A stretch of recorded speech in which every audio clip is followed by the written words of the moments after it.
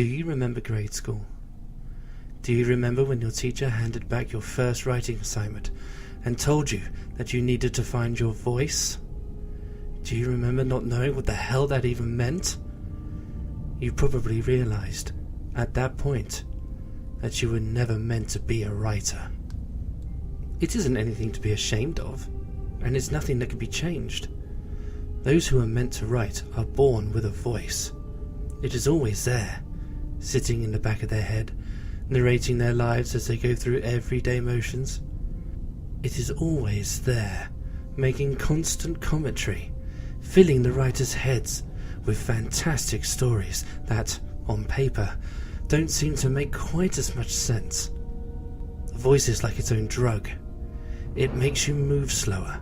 It makes your eyes lose focus during conversations. It gives you delusions of grandeur and, in some cases, delusions of wit.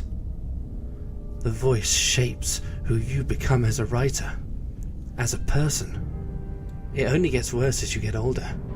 Eventually, the voice will have a name, and it will never be clear as to when you discovered it or how. Once you know the voice's name, it'll only become stronger, and your problems become greater. The commentary in your head is more constant. You can swear that you actually hear the voice ricocheting off the walls of your skull. You can distinguish its laughter, its emotion colour yours. Things that once made you laugh make you cringe because of how uncouth they are. And you know that it's just the voice talking. The snooty writer's voice in your head. You lose entire spaces of your memory. You don't remember sharing that Facebook post, but you did, apparently. It starts out as small things like that, but then spaces start becoming larger and more significant. You don't remember slamming your fist into the face of that smug bastard who was giving you a hard time in line, over and over again. But you did, apparently. The voice is more of you than you realize, even if it has a different name. My voice's name is Anthony. I can tell you everything about him, even what he looks like. I can tell you that he's 5'9", that he has short black ringlets and faded royal purple eyes. I can recognize his voice anywhere. Sometimes I will be sitting alone at my computer writing, and I will hear it for a split second close to my ear. It used to make me jump. Now it's easy to ignore. On a good day, Anthony is just a voice in my head. On his worst days, he likes to make appearances just to make sure I'm giving him enough attention. He used to stick to mirrors, but then he started hitting any reflective surface when I leaned to avoid those.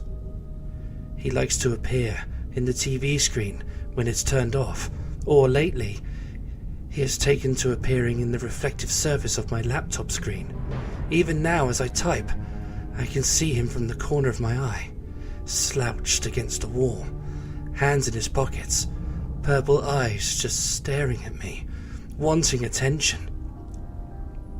He has a sharp, toothy white smile that unnerves me on the best of days. It makes me nervous, so I concentrate on what I'm typing, and I don't glance towards the corner of the screen. Maybe that's his goal, to make me concentrate. Our voices are our best companions. At night, we can fantasize about them. We can slide under the covers and feel their fingers, hear their whispers. Our voices keep us satisfied. Anthony keeps me satisfied.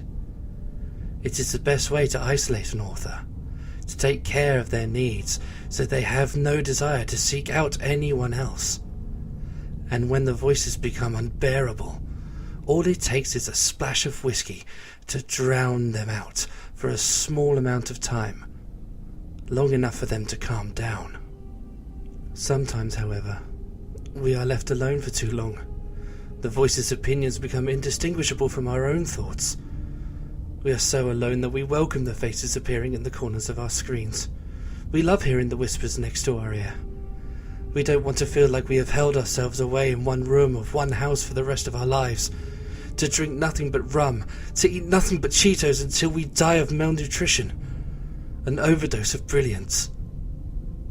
We think we have friends because Tumblr tells us we do. We think we have feelings because we cry when we read a sad story. The scariest thing is, every writer eventually comes to the realization that it doesn't matter what they do. Nothing in life will have a negative consequence.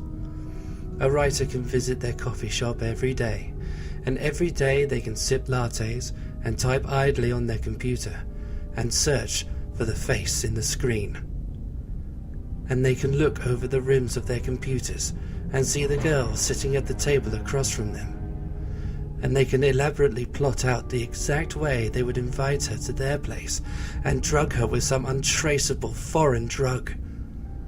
They can plan on how they would defile her, torture her, and ultimately kill her. They can plan on what would happen if they got caught, but thoughts of prison are not daunting. They can never be alone. They will always have the voice, always have their creativity. The thoughts of guilt are not even an option. Why would they be guilty? It would be romantic, would it not? To whisk a sweet young blonde away and get so caught up in passion that they killed her, ate her, and stuffed the rest down the garbage disposal? Just thoughts. Just silly, fleeting writer's thoughts. The difference between a writer and a serial killer is that a writer knows when to avert their eyes and go back to typing out their thoughts, sharing a secret smile with the reflection of their inspiration. That's why not everyone can write.